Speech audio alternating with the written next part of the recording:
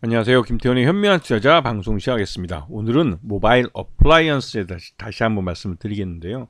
이 업체에 대해서 지난번에도 한번 방송을 드렸지만 모바일 어플라이언스는 기본적으로 이 블랙박스 업체입니다. 이 블랙박스를 만들어서 파는 걸로 매출의 대부분을 벌어들이고 있죠. 하지만 이 회사가 갖고 있는 기술은 자율주행에 관련된 기술을 갖고 있습니다. 하지만 아직까지도 이 자율주행 부분은 이제 겨우 3단계 자율주행이 상용차가 나오기 시작하는 수준에 머물러 있습니다. 이 말인즉슨 아직은 자율주행이 이 매출이나 실적에는 그렇게 크게 기여하지 못한다는 사실이죠. 그래서 대안으로 당장 돈이 되는 블랙박스를 만들어서 팔고 있는 겁니다. 하지만 이 모바일 어플라이언스가 갖고 있는 이 기술들, 아다스나 이런 관련된 자율주행 기술들은 향후에 자율주행 시장이 성장이 돼서 3단계를 넘어서 4단계까지 가면 본격적으로 매출화 될 수가 있는 그런 기술이기도 합니다. 그래서 지금 그때까지 먹고 살기 위해서 이 모바일 어플라이언스는 다양한 블랙박스 외에도 VTL 기기 같은 다양한 먹거리들을 개발하고 있는 것이죠. 전기차의 보급이 늘어나면서 점점 자율주행도 그러니까 상용화 되는 기술이 되어가고 있고, 전기차에 관련된 다양한 기술들이 이제 수익을 만들 수 있는 수익화되고 있는 기술들이 있습니다. 그런 기술에서 모바일 어플라이언스는 하나씩 이제 상용화를 해가고 있는 그런 과정인 거죠. 그래서 이 모바일 어플라이언스의 고객사들은 국내 회사뿐만 아니라 해외에 이 BMW나 벤츠 같은 회사들이 고객사로 이제 있는 것이죠. 그리고 작년 실적 기준으로 봤을 때 이 수출보다는 내수 쪽에서 더 실적이 괜찮았던 모습입니다. 물론 토탈에서 전체적으로는 실적이 좀 저조한 편이죠. 지금 보시게 되면 매출 외형은 이제 524억에서 498억으로 매출 외형이 쪼그라들었습니다. 하지만 영업이익만큼은 흑자 전환하는 데 성공을 했죠. 그리고 당기순이익도 21억 원 정도에서 지난해와 비슷한 수준을 만들었지만 이거는 어디까지나 금융수익에 기반한 것이고, 정상적인 영업에서는 겨우 한 4억 5천 정도밖에 이 영업이익을 만들어내지 못했습니다. 자, 최대주 지분이 17.84%로 굉장히 낮은 편입니다. 아직까지는 회사가 그렇게 돈을 벌고 있는 회사가 아니기 때문에 뭐 적대적 M&A나 이런 거에 노출될 그런 위험성은 적어 보이긴 하지만, 그래도 최대주 지분이 낮기 때문에 최대주 스스로가 이제 실적이 좋아지고 기업 가치가 좀 올라가게 되면 적극적으로 자사주 취득과 또 자사주 소각을 할 가능성이 높은 회사이기도 하죠. 그리고 재작년에 발행해 놓은 신주인수권 사채, 이게 200억 원 규모인데, 이 최근에 주가가 올 상반기까지 해서 1분기 때 많이 하락을 하면서 이 신주인수권부 사채 이 행사 가격이 2,596원까지 낮아졌습니다. 그 바람에 이 조정 행사 가능한 주식수가 770만 주로 늘어났어요. 이런 주당 가치가 굉장히 많이 희석되는 것이죠.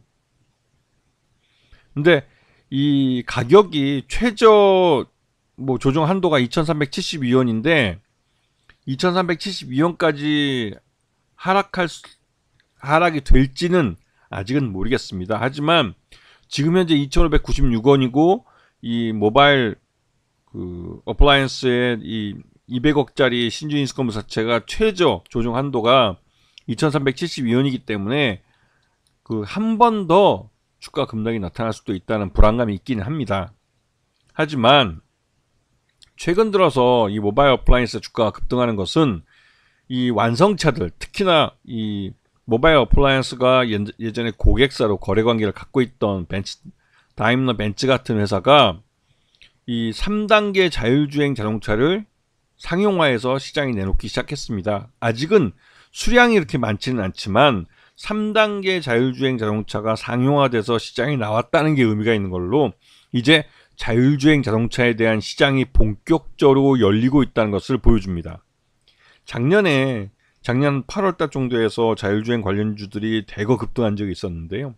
그때 이제 현대차가 시내 주행 속도 80km에 그 3단계 자율주행 기능을 갖고 있는 상용, 그러니까 이 고급, 중고급, 그러니까 고급 차들이죠. 고급 차들의 이 자율주행 3단계 자율주행 기술을 접목한 그 모델들을 내놓겠다고 작년 연말까지 내놓겠다고 발표를 하면서 주가가 많이 급등했었습니다. 이거는 자율주행차 시장이 열린다는 신호로 받아들였지만 결국은 현대차가 기술적인 미비로 성공하지 못했죠. 그래서 올해 상반기 중에 이 3단계 자율주행 모델을 내놓겠다는 말이 나오곤 있지만 아직까지 이 현대차 내부에 이 자율주행 관련된 임원들이 바뀌고 나서 구체적인 스케줄이 나오지는 않은 걸로 알려져 있습니다. 하지만 벤츠가 이미 미국 시장에서 이런 그 메르세데스 EQ3 세단 여기에다가 S클래스에다가 처음으로 3단계 자율주행 기능을 가지고 있는 모델을 이 미국 캘리포니아와 네바다주에서 판매 허가를 받으면서 실제로 몇십 대 분량이지만 관련 모델을 시장에 내놓고 대리점에서 판매를 시작했다는 뉴스가 나왔습니다. 그러면서 이 모바일 어플라이언스는 독일 BMW하고 벤츠의 이런 영상 기록 장치 같은 이 자율주행 관련된 기술을 납품한 적이 있습니다. 1년 동안 이제 단기간 이제 납품을 했던 실적인데 이러한 실적을 갖고 있기 때문에 향후 이 3단계 자율주행차의 모델이 잘 팔릴 경우에는 이 모바일 어플라이언스의 기술이 여기에 다시 납품이 될 수 있는, 왜냐면 수량이 어느 정도 돼야 되기 때문에 그런 거죠. 그런 가능성이 있다는 기대감이 주가에 선반영되고 있는 모습입니다. 그래서 주가도 최근 들어서 이제 좀 상당히 오른 편이긴 한데요. 하지만 이제 이 모바일 어플라이언스의 지난 4분기 실적 기준으로 봤을 때 적정 주가는 2,900원 정도로 평가되고 있기 때문에 지금 주가는 지난해 실적이 반영되는 수준에 머무는 정도이고 아직까지 1분기 실적은 그렇게 좋을 것 같지는 않습니다. 왜냐면 이 차량들이 대부분 다 1분기에는 공반기이기 때문에 1분기 실적들이 자동차 부품주는 별로 좋지는 않아요. 그런 부분 때문에도 모바일 어플라이언스에 대한 이 최근의 주가 급등은 이 신주인검사체 BW의 이 주식 전환을 유도하기 위한 그러한 이 호재성 재료들을 내놓고 이 주가 상승을 유도하고 있는 것이 아닐까라는 생각이 좀 듭니다. 이거는 회사가 직접적으로 자기 돈을 들여서 주가를 끌어올리지 못하면 관련된 호재성 재료들을 많이 내놓고 또 그런 호재성 재료들이 시장 내에 유통되고 있는 주식들을 사들이면서 주가가 서서히 오르는 경우가 있죠. 그래서 최근 들어서 이 모바일 어플라이언스의 주가 거래량도 많이 급증하고 관련된 호재성 재료들도 많이 나오는 것으로 봐서는 신주인수검사체 아까 말씀드렸던 770만 주 정도 되는 신주인수검사체를 주식 전환시키기 위해서 주가 상승을 유도하고 있는 것으로 보입니다. 그래서 이 모바일 어플라이언스로서는 220억짜리 그러니까 200억짜리 신주인수검사체를 원금을 다시 돌려줄 능력이 안 되기 때문에, 왜냐면 이거를 채권자가 원금으로 돌려달라고 하면 이건 말 그대로 이제 모바일 어플라이언스는 그 요구에 응할 수가 없죠. 왜냐면 보유 현금이 없기 때문에. 추가적으로 BW를 차환 발행해서 해주든지 해야 되는데 그 기존의 신주인수검사체 투자자들이 이거를 주식으로 전환해서 수익이 나지 않았기 때문에 신규로 또 투자자를 모집하기 굉장히 어렵습니다. 그렇기 때문에 모바일 어플라이언스 쪽에서는 최선을 다해서 주가를 끌어올려서 이 신주인수검사체 투자자들에게 이익을 가져다 주는 쪽으로 할 수밖에 없는 것이죠.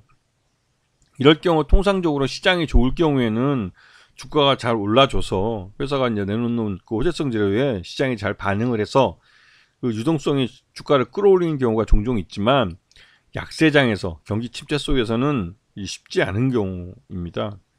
그래서 실제로 모바일 어플라이언스의 이러한 호재성 재료를 내놓은 것들이 시장에서 계속 좀 먹히면서 주가를 끌어올릴 수 있을지는 아직까지는 뭐 의문이긴 합니다. 그래서 지금 1분기 실적도 그렇게 좋을 것 같지 않은 상태이기 때문에 이러한 주가 상승이 계속 이어질 수 있을지는 좀 의문이긴 한데 지금 최소한 자율주행에 관련해서는 이미 3단계까지 상용화된 모델이 나오기 시작했기 때문에 예전보다는 이 자율주행에 대한 이 수익화가 한 발 더 앞서 있는 것은 그러니까 한 발 더 나아가선 것은 맞는 것 같습니다. 그래서 모바일 어플라이언스가 갖고 있는 그런 자율주행 기술들이 실제로 돈을 버는 기술이 될 수 있는지, 이는 회사에서 이제 앞으로 어떻게 영업을 뛰고 어떻게 실적을 만들어지는지에 대한 청사진을 좀 주주들에게 제대로 보여줘야 된다는 생각이 좀 듭니다.